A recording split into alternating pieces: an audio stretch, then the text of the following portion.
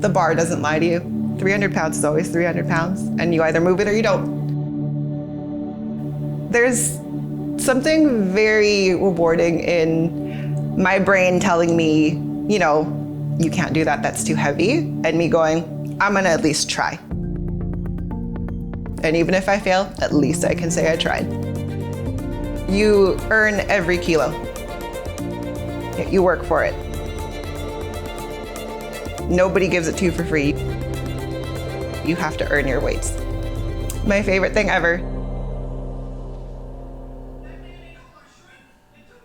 My grandma always taught me when I was younger that kindness was the best thing you could do for anybody. And then my grandma got sick. She got cancer. It was awful. It was awful. I'm 31 and it still hurts. Like, sorry. Yeah, I lost a big part of myself. The palliative care nurse was there for my family a lot. Her name was Marianne. Marianne made it a point of telling me, even though I was only like 16 at the time, that, you know, if I wasn't comfortable doing this, I didn't have to. She could teach somebody else, and she'd talk to my grandma. And I said, no, I think I can, if that's what's gonna help my grandma, I'm gonna do it. I thought I could do this. I could do this for a living. I think this is what I might want to pursue when I'm older.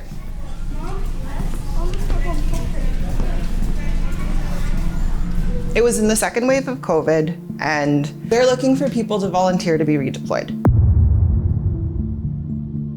They were doing about 4 to 8 week periods of redeployment, and I said, okay, I can do 4 to 8 weeks. I ended up staying 17. Many of those weeks were not voluntary at that point. I was burning out, losing hair in some spots. My weight is up and down. My days off, I'm sleeping 14 hours and I'm still exhausted. So in intensive care, when I was trained, it was one vented patient, so one patient with a breathing tube, and it was 1-to-1, one nurse, one patient.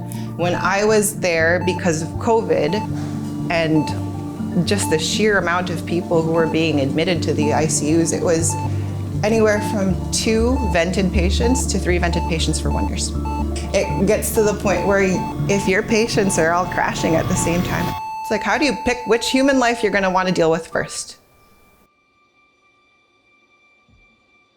When you feel strong, it is just the best.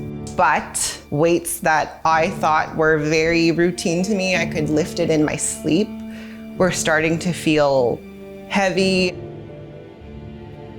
I was starting to fail reps when I knew I could rep out this specific weight, and it just made me feel very weak, not just physically, but mentally, which was very hard to try and face.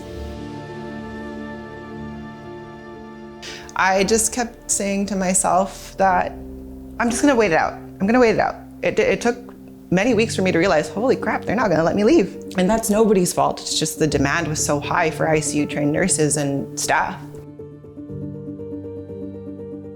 You're exhausted, you become bitter. I left my redeployment bitter. I will never volunteer for anything in my life out of the goodness of my own heart. I think a lot of people think that nurses are just nurses. Like, we are that always in every aspect of our life. We're that nurse.